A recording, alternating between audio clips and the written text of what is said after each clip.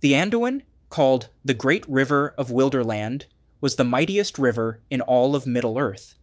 Rising from the snows of the Grey Mountains and flowing south for over 1,300 miles until it reached the Bay of Belfalas, the Anduin was more than a natural feature. It was the central artery of politics, culture, trade, and war across 2 ages of history.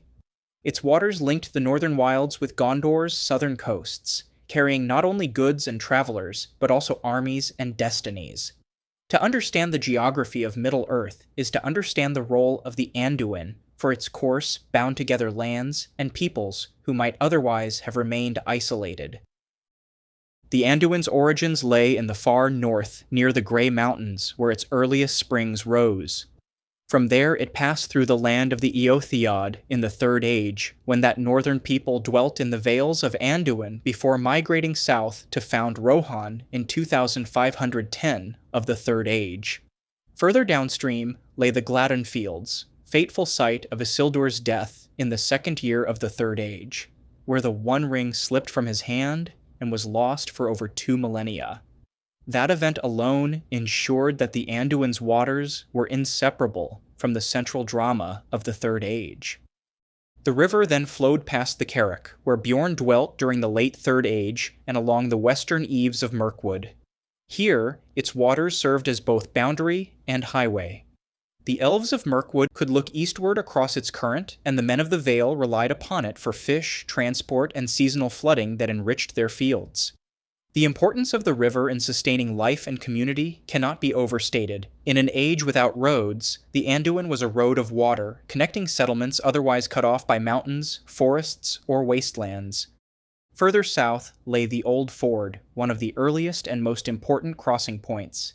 Here the river could be forded by caravans moving between Mirkwood and the western lands, long before the construction of the Great Bridge at Osgiliath. The Old Ford was also the place where the Fellowship would later be forced to choose east or west, though they passed further south. The Anduin thus became a channel not only of water, but of cultural exchange. The Anduin widened considerably as it flowed south past Lothlorien, where the golden wood flourished between the Silverlode and the river. The Galadrim depended on the Anduin's isolation, for its breadth shielded them from easy invasion. Indeed, the Fellowship itself sailed upon its waters in the elven boats of Lorien, moving swiftly downriver past Amonhen and Amon Law to the great falls of Rauros. This episode demonstrates the Anduin's dual role. It was at once a path of travel and a place of choice, for it was upon its banks at Parthgalen that the Fellowship broke. Boromir fell defending Merry and Pippin, Frodo and Sam crossed secretly to the eastern bank, and the remainder of the company scattered. The Anduin here functioned almost as a line of fate, dividing companions and shaping their quests. Geographically, the Rauros Falls marked a transition. Above the falls, the river was navigable. Below, it was not. This fact made Osgiliath, Minas Tirith, and the crossings of Poros vital for Gondor's defense.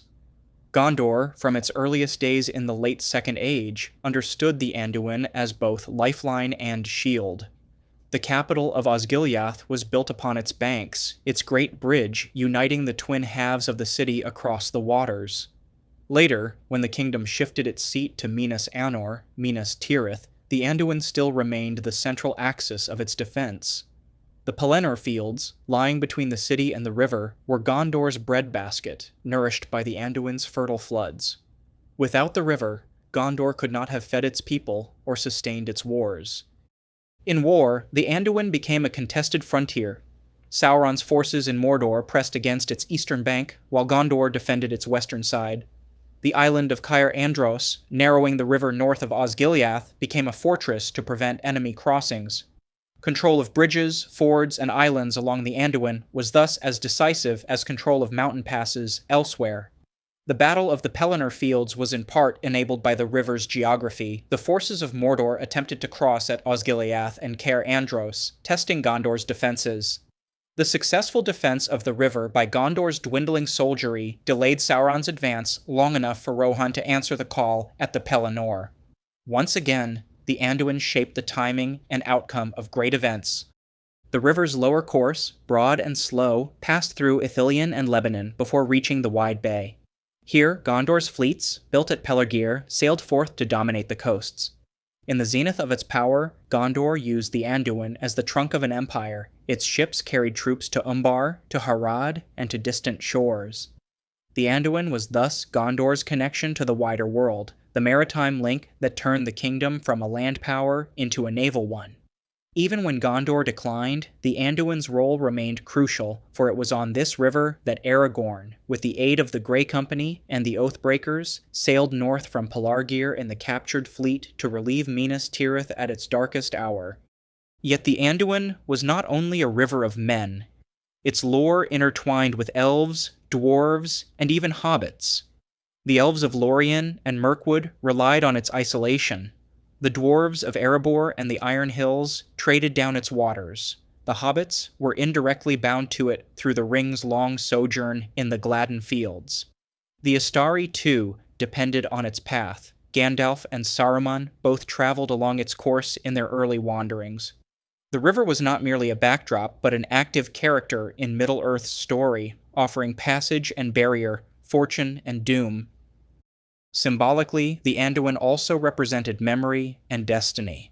At its northern Gladden Fields, the failure of Isildur was sealed.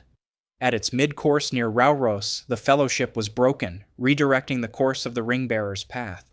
At its southern reaches, Gondor's survival and rebirth were secured when Aragorn's fleet arrived upon its tide. Thus, the Anduin bookends the story of the ring. It hid the ring in obscurity, and it bore the armies that saved the West. Its waters, flowing unceasingly from north to south, carried with them the ages of Middle-earth. It carried the ring into obscurity and brought the king back to Minas Tirith. More than any other river in Tolkien's legendarium, the Anduin shows how geography was woven into the very fabric of fate. Its current bore not just boats, but the story of Middle-earth itself, uniting past, present, and future along its inexorable flow. If you enjoyed this episode of Middle-earth Uncharted, be sure to leave a like and subscribe for more adventures ahead. The road goes ever on and on.